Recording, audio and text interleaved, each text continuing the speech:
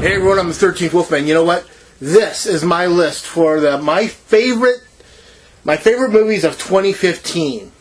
And, well, going from 10 to 1, coming in at number 10, Crimson Peak. I love this movie. I have a heart. Del Toro's movie, okay? I don't know why I cannot say Guillermo del Toro. For some reason, it just does not roll off my tongue. But Del Toro's movie, I thought this was a great film. I really, really loved it. I know it had like horror elements to more of a romantic story, but it was really cool. Visually, the story was there. I enjoyed it. Coming in at number 9, Krampus. Yes. It was going to make this list somewhere. I went through all the movies that came out this year and was like, I got to shoehorn this in here. There's movies that I love that didn't even make the list because I ran out of spots. I mean, there's only 10 spots. So, Krampus, coming in at number 8, Ex-Machina. I didn't even see this in the theaters. I wanted to see this in the theaters. It didn't last in the theaters. I picked it up on Black Friday for Blu-ray, and I watched it, and I loved it, so it made this list. I wanted to see it in the theaters, but like I said, it just didn't last. Coming in at number, 7? Jurassic World. I don't care what people say. If it's a rehash, it's a reboot, it's a remake. Of course it's a reboot. They got a series that's been 20 years old. It came out in the early 90s. They did 3 really decent films. The first 2 were decent. The third one, They rebooted it with Jurassic World. It's a good movie. I don't care what people say. I enjoyed it. Coming in at number 6, The Visit. This movie was so freaking cool. There's an element to the movie that was not given away in the trailers. And I can't tell you what it is if you haven't seen it because I don't want to ruin it for you. But it is a very, very cool movie. Loved The Visit. Thought it was well done. Very creepy, atmospheric movie. Looking forward to picking that up when it comes out on Blu-ray. Coming in number 5, The Martian. Man, The Martian. I'm going to science the hell out of this place. I mean, that was probably the most quoted line when the trailer was coming out for like a year. The movie is better than the trailer makes it look. It's a fun movie. It's a good movie. It's not that long.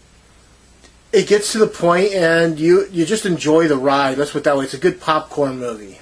Coming in number 4, Scout's Guide to the Zombie Apocalypse. How can this movie not be on this list? I've seen a lot of lists lately where people are talking about their favorite movies of 2015, and I don't hear anyone talking about this. This is another one of those very cool, well-done movies that just has a really good idea. Much like The Visit. I mean, I can go back to The Visit and say the same thing. It's just well-constructed and fun to watch. Number 3, Green Inferno. Another one no one's talking about. Eli Roth. Eli Roth did a great job. I mean, people are like, well, it's a rehash of Cannibal Holocaust. It's not a rehash of Cannibal Holocaust. It was inspired by Cannibal Holocaust. In fact, the words Green Inferno are from Cannibal Holocaust, but it's not a remake. It's nowhere near being a remake. I mean, the elements are completely. I mean, yes, they go into the jungle. Yes, they wind up with a cannibal tribe.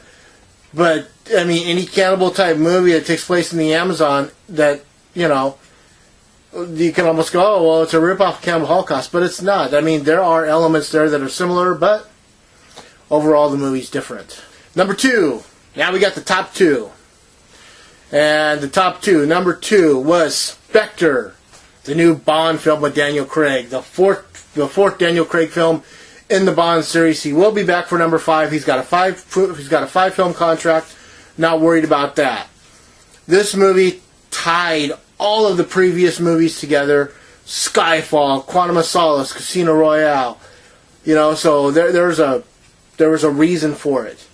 And I love that about this movie. I loved everything about. I think Daniel Craig has probably been one of the best Bonds ever. So that's number 2. Number 1, of course, Star Wars. Star Wars. If you've seen it, you know why. If you haven't seen it, go see it and you'll understand why. I can't say too much about it because it's still fresh.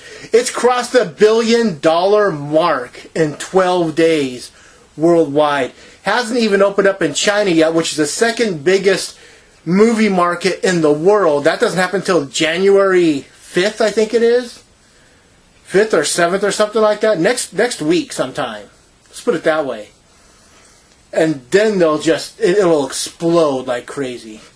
So that's my top 10 favorite movies of 2015. Now, Mama Wolf, she also did a top 10 favorite movies of 2015. So I will let you know what hers are. Coming in at number 10, Ex-Machina. She really liked it. She thought it was a well done movie. This is one of those movies that, like I said, we wanted to see it when it came out in the theater, but it just didn't last. Coming in at number 9, The Intern with Robert De Niro and Anne Hathaway.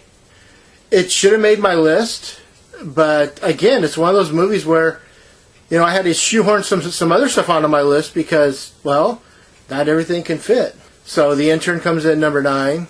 Coming in at number 8 for her is Krampus. She loved it. It's a nice, creepy a holiday horror film. Number 7, Mission Impossible Rogue Nation. Coming in at number 6, Scout's Guide to the Zombie Apocalypse. Coming in at number 5 is The Martian. Really, really, really like that movie. Coming in at number 4 is San Andreas. Coming in at number 3, she's not a big Star Wars fan, so her Star Wars is number 3, Star Wars 7, Star Wars 7. I mean, it's more my generation's movie than hers, so I understand that. Coming in at number 2, Spectre. And of course, coming in at number 1, her favorite movie of 2015 was Jurassic World. I hope you enjoy both these lists. I want to hear what you have to say, so comment, subscribe, share, like, do all that stuff. Like I said, I want to hear what you have to say about it. So, with that, I'm the 13th Wolfman. Now I'm on the prowl.